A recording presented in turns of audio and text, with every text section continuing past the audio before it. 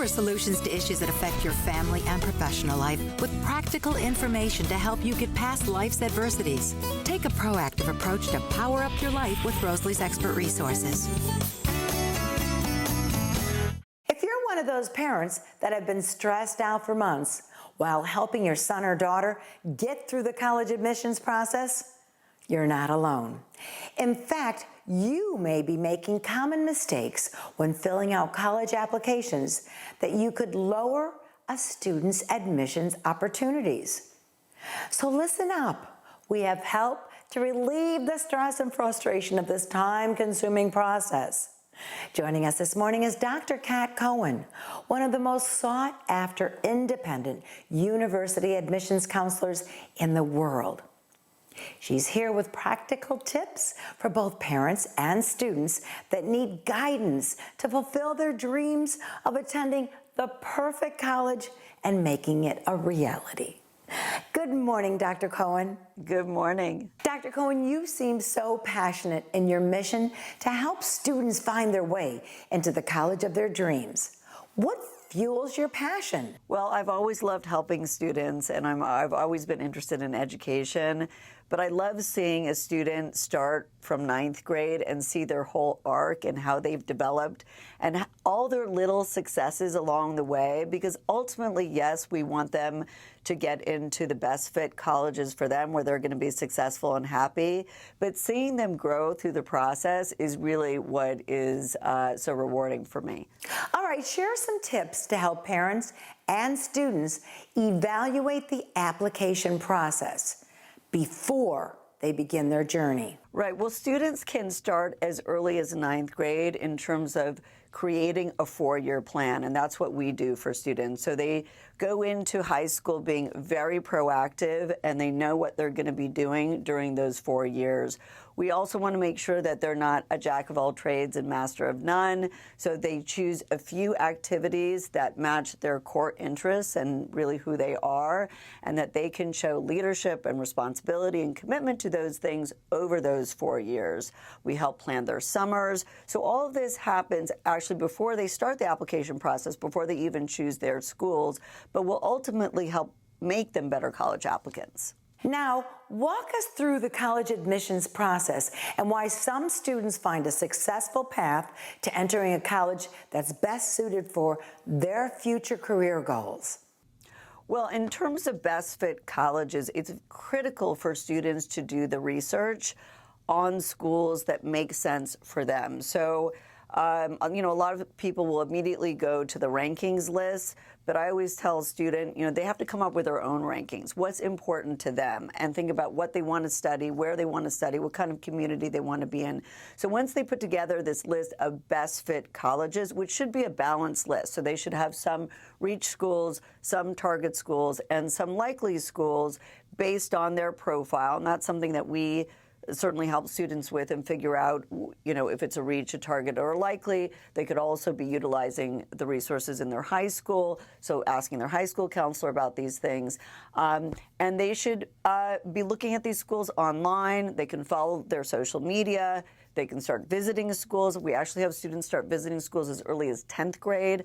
The ideal time is during the school year, so let's say spring break in 10th grade and spring break in 11th grade. So they really get a sense of what the right schools are. That's the first thing they need to do.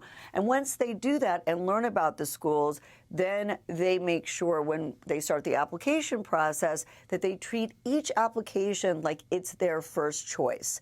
So they're showing that demonstrated interest to each school. Each student has strengths and weaknesses. So what resources do you offer students at Ivy Wise to prepare them to overcome their weaknesses and enhance their strengths? We give them advice, counseling on how to nurture their relationships with their teachers and their high school counselor who are going to be writing those letters of recommendation. We also offer advice on what path they should be pursuing, not only with their courses over 4 years, but also their outside reading, or what online courses should they be auditing in those areas of interest so they show that they're a real scholar in the things that they say they're interested in. So for example, a lot of students might say they're interested in business, but a business class might not be offered in high school, but they can still take business courses through high school, and we show them how they can do that. We help plan their summers. We can set students up in internships. And then, of course, we help with the entire college selection and application process. We help them brainstorm ideas for their essays and help them put those applications together. And finally, with our team of ex-deans and directors of admissions, we recreate the admissions committee experience. So every student who comes through IvyWise actually gets the feedback from our entire team of experts on all of their applications. So they kind of go through a mock admissions committee experience before their applications get sent to real admissions committees. Dr. Cohen, you must be so proud to have 91% of IvyWise students gain admission into one or more of the 3 top choice schools. What makes your IvyWise team so successful? Well, I think what we just talked about, that admissions committee experience and having multiple sets of expert eyes. I hire ex-deans and directors of admissions from the most selective schools. So we're able to give students that very, very detailed feedback on each of their applications before they go out.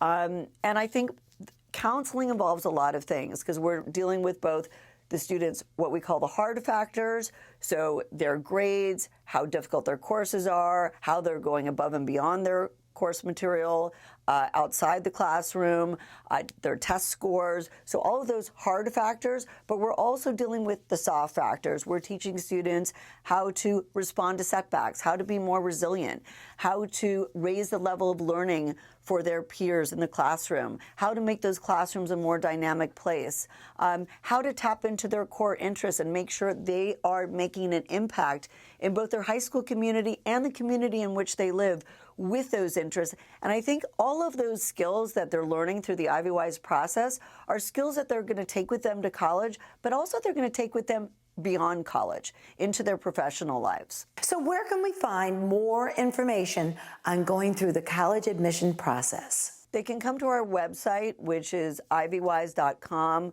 We push out a lot of free information because there's so much information on the college admissions process. So one of the things we do is we filter that and we push out the most relevant information and the latest information. So I would say stop by our site, read our blog, follow us on our social media because we are always putting information out there and it's accessible to anybody. Thanks so much, Dr. Cohen, for joining us this morning to share tips and guidance to help parents and students gain admission into the college of their dreams. The Florida Department of Education serves nearly 2.7 million students that are taught by 192,000 teachers. For students, a new school year means an opportunity to make a fresh start. Here to ensure Florida students are equipped with back-to-school essentials for academic success is Emmy Award-winning technology and digital lifestyle commentator Mario Armstrong with his checklist of back-to-school essentials. Good morning, Mario. Hey, good morning, Rosalie. Really great intro there. You're absolutely right. It's back to school time and people are making these decisions. So I put together a great list of some items that hopefully will help people out. What's essential for students who work hard and want to play hard as well? Yeah, you're looking for something that can do both, and it's hard because you don't really know what to go out and buy, and I got the computer for you. They need something that's going to really keep up with them, but really go above and beyond what other computers can do. So what I'm showing you now is the XPS 27 all-in-one computer from Dell. So this is a must-have, especially for the dorm room. It's 27 inches, Rosalie. Like, this is a beautiful screen, and it can actually replace the TV in the dorm room, a sound bar, and your computer because it's an all-in-one device. It also offers the best audio. It has 10 speakers on this thing. It completely fills the room with sound. The viewing experience is really incredible and unbelievable because it has a 4K Ultra HD screen, but it's also a touch display, so you can actually touch the screen. Has tons of power and performance in it in a very sleek frame, and it also comes VR ready, which is great to have that virtual reality ready as well. So that one works as hard as you play and plays as hard as you like to play. So it's a great one for the dorm and great one for students for sure. Staying organized with all we need in class is important to prevent students from fumbling through a school bag looking for pens and pencils. You got to have your school supplies in check, especially for the little ones who can lose track of that stuff. So it's great when you can insert some fun and some play, but do that in an unexpected place. So the Zip It Talking Monstar pencil case, super awesome looking, functional case for all your supplies. But in addition to holding your supplies in pink, orange, red, blue, all these different colors that they have here, in addition to that, they have augmented reality technology that brings the Monstar character to life. Kids can download the free app on Apple or Android devices, and then you can interact with the OnStar. They can listen to jokes, play games, take photos and videos, and then share them with their friends. So it's more than just a case. It has that virtual reality, that augmented reality in there as well. Wow, it's amazing how students need direction and inspiration to find their creative side. Right? More kids, I believe, would get into science and math if they had more gateways to get into it. In other words, if you could interest them in more cool, creative, fun ways, they would really be more compelled to understand geometry, algebra, physics, all these things, because they recognize how it impacts their day-to-day life. It's kind of hard to make those things connect when they don't really relate to something. So I love how 3Doodler has two awesome items. The award-winning 3Doodler Start, which is a really great stimulating and creative gadget that's geared towards kids ages 8 and up that are interested maybe in robotics, engineering, or just design. They'll love these new theme pen sets. I mean, this is like having your own 3D printer in a pen. Now, for those that are ages 14 and over, there's the 3Doodler Create. Now, this is perfect for a craft hobbyist, tech fans, or those who just want to explore the world of 3D printing. They just come out with new themed kits, and they have leading licenses with things like Star Trek, so you could actually make things based around Star Trek or based around the National Trust for Historic Preservation. With creativity comes attendance. Yeah. Which takes discipline. And as they say, the early bird catches the worm. But even early birds need a little help to get up and out the door. Yeah, and that snooze button, you know, for some it's a lifesaver. It's like the only thing they have. But don't hit it too often. That's not actually good for you. But clock radios aren't what they used to be. And I love iHome's line of products. I always have loved reviewing and talking about their products because they stand up to what they claim. This is the IBT 232.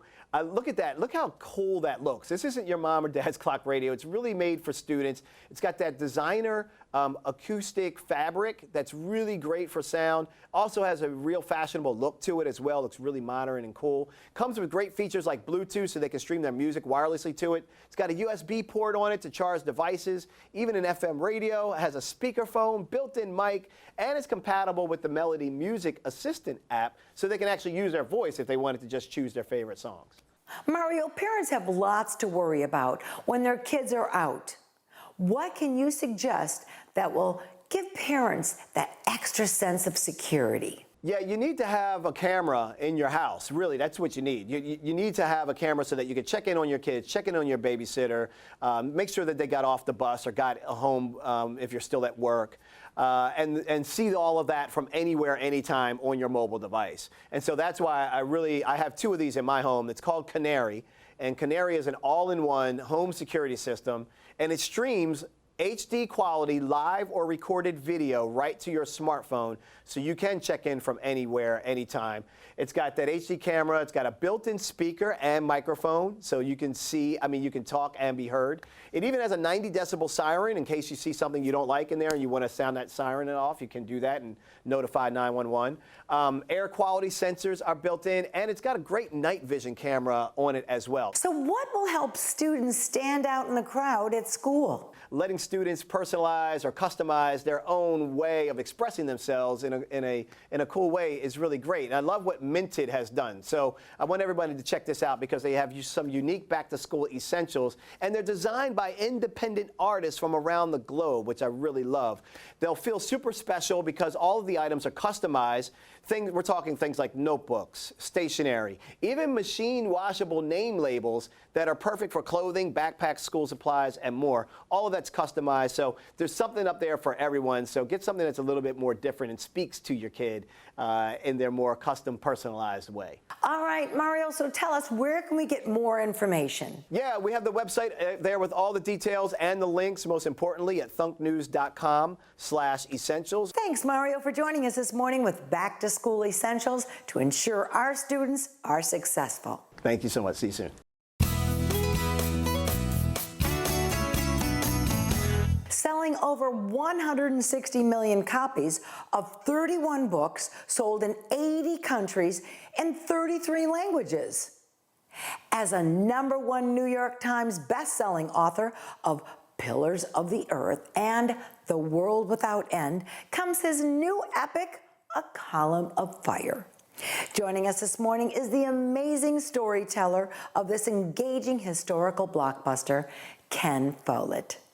Good morning, Ken. What a pleasure to have you. Good morning, Rosalie. It's great to be on the show. So, Ken, share with us what inspired you to write this book and why you chose to call it A Column of Fire. I got the idea for the story when I discovered that Queen Elizabeth I of England had set up the first English secret service in the 16th century.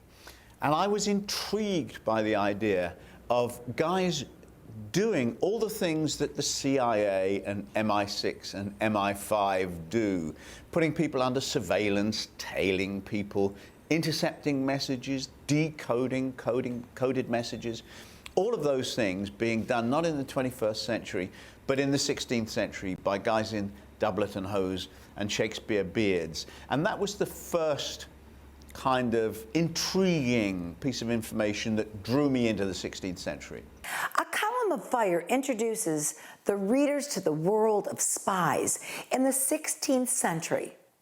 Tell us, what was the reason the Secret Service was created in England? The reason Queen Elizabeth needed a Secret Service was that many people wanted to kill her, and that was because she turned England Protestant. And the most powerful men in Europe were Catholics. The King of Spain, the King of France, and the Pope all wanted to kill her. So there were all these assassination plots, and they were part of the terrific religious wars that took place in Europe in the 16th century. Terrible battles, massacres, torturing, all because some people were Protestant and some people were Catholic. So Queen Elizabeth I knew that she may be the next person to be assassinated. Oh, she certainly did. She knew more than that. Her Secret Service found out who the guys were who were planning to kill her, and they smoked them out and arrested them and tortured them and executed them. And so Queen Elizabeth I, despite all these threats against her, eventually died at the age of 69 in her bed. So Ken, as the author, where did you begin your research for this book, since there's nobody living from the 16th century to help you with this book and interview them? That's certainly true. Most of what I need for historical novels I can find in history books.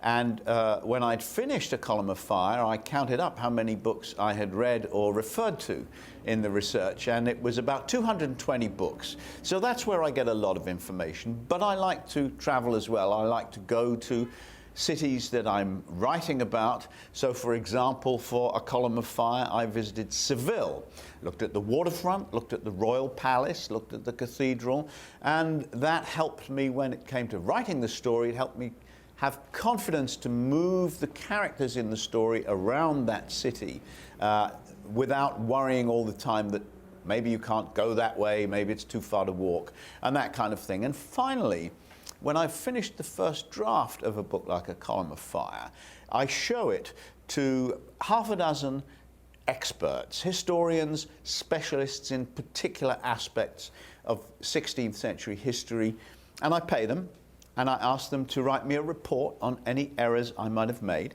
and then in the rewrite I correct them. In A Column of Fire, you featured real historical characters, including several heads of state. Of the characters you featured in the book, was there one that stood out that you truly admired? Well, like many people, I came to admire Queen Elizabeth I very much. A very independent-minded woman. She was quite young, 25 when she became queen. And the first thing she did was to break with the Catholic Church because she didn't want anybody telling her what to do, not even the Pope. And then she never married. And once again, that was because in those days, if she had got married, everybody would have assumed that her husband would actually have been the real ruler of the country, and she would have just done what he said. Elizabeth wasn't going to have that. She was not that kind of girl. She was the boss, and she wanted to remain the boss. So she never got married, although she pretended that she was going to get married, and she flirted with these princes from all over Europe who came to London and paid court to her and gave her fabulous jewels and wanted to marry her. And she would say, yeah, maybe, and maybe, and she would keep saying maybe for 3 or 4 years until the guy just gave up and said, okay, she's leading me on, I'm not going to do this anymore. And that was, she used her ability to flirt as a real political tool. So I find her a completely fascinating character. Do you anticipate A Column of Fire to be made into a movie or a mini-series? Well, I really hope so. It's too long for a movie. Movies are very short, it's only 2 hours. And a long book like A Column of Fire has too much intrigue, too many plot twists, too many characters for a movie. But I hope very much that it will be a television miniseries. My books are much better adapted for miniseries, so from week to week the story can continue to develop and become more convoluted and more intriguing. And I very much hope that A Column of Fire will be a television miniseries. So Ken, tell us where our viewers can learn more about this historical blockbuster, A Column of Fire.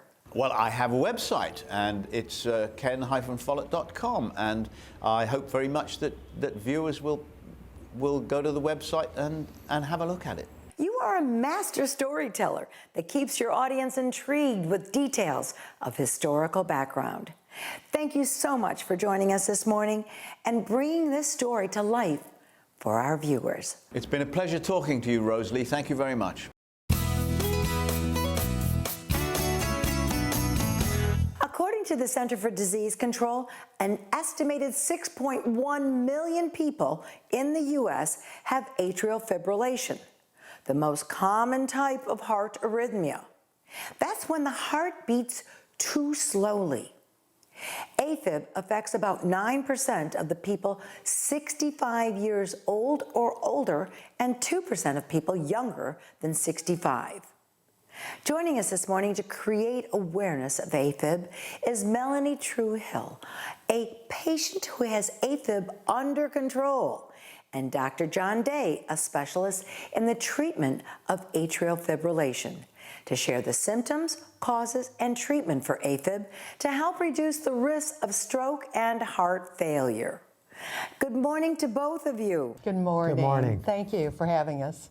My pleasure. Dr. Day, as the first physician to use Insight Precision Cardio Mapping, how do you determine if the patient has atrial fibrillation, which results in over 750,000 hospitalizations each year and causes about 130,000 deaths each year? When lifestyle changes and medications are not effective, the next step is to do a cardiac ablation procedure. And that's where we go into the heart without any surgery, without any stitches. We're able to go inside, identify the areas, and then fix the heart. Now, how we do this, and you mentioned that, is I like to use a new system from Abbott, which is the Insight Precision System, which allows me to three-dimensionally see where these abnormal heart rhythms are originating in the heart. And once we're able to identify those areas, then cauterize those areas, treat the patient so they don't have any more atrial fibrillation, and they go home the same day.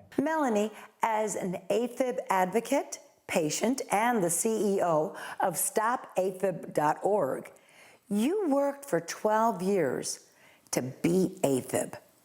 What is your organization's mission? We are focused on helping those who live with atrial fibrillation to get their lives back and to rid the world of AFib-related strokes. Annually, AFib costs the U.S. about $6 billion a year. An AFib patient's medical costs are $6,700 higher per year than patients without AFib. In fact, the American Heart Association reports people who have atrial fibrillation are 5 times more likely to have a stroke than people who don't have AFib.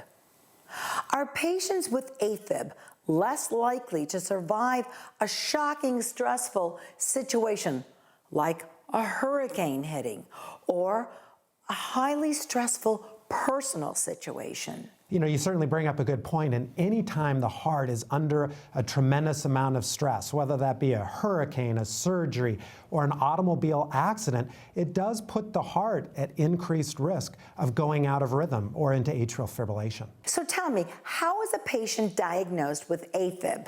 If you have tiredness, if you have shortness of breath, dizziness, or in my case, I felt like I had a fish flopping around in my chest, you mention it to your doctor, and your doctor can do an electrocardiogram, an EKG, or even put you on a heart monitor if it's harder to catch. Doctor, how can a viewer who thinks they may have AFib address their symptoms to bring their concerns to their doctor? So I think for anybody who is experiencing heart palpitations or a rapid heartbeat, get to your doctor. Let your doctor know the symptoms that you're having, and the most important thing is to try to document these symptoms on an EKG, whether it's in the doctor's office or wearing a heart monitor at home.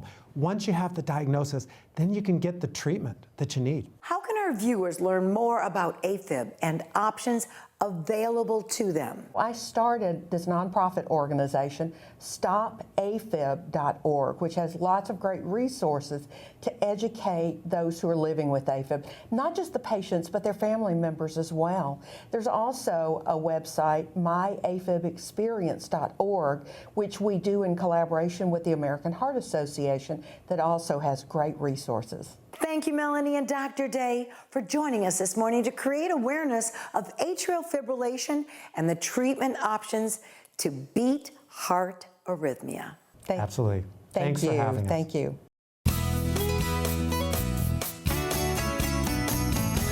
Academic planning is a process filled with goals and strategies to maximize career and leadership opportunities. Leaders influence social change so that they can achieve a greater good. Share with us your leadership strategies that create social change to benefit others at facebook.com/Rose Lee Show. And follow us on Instagram at The Rose Lee Show. You can watch this episode and many others here at ION Television or 24/7 at RoseleeArcherShow.com. Thanks for joining us this morning, and we do look forward to seeing you soon.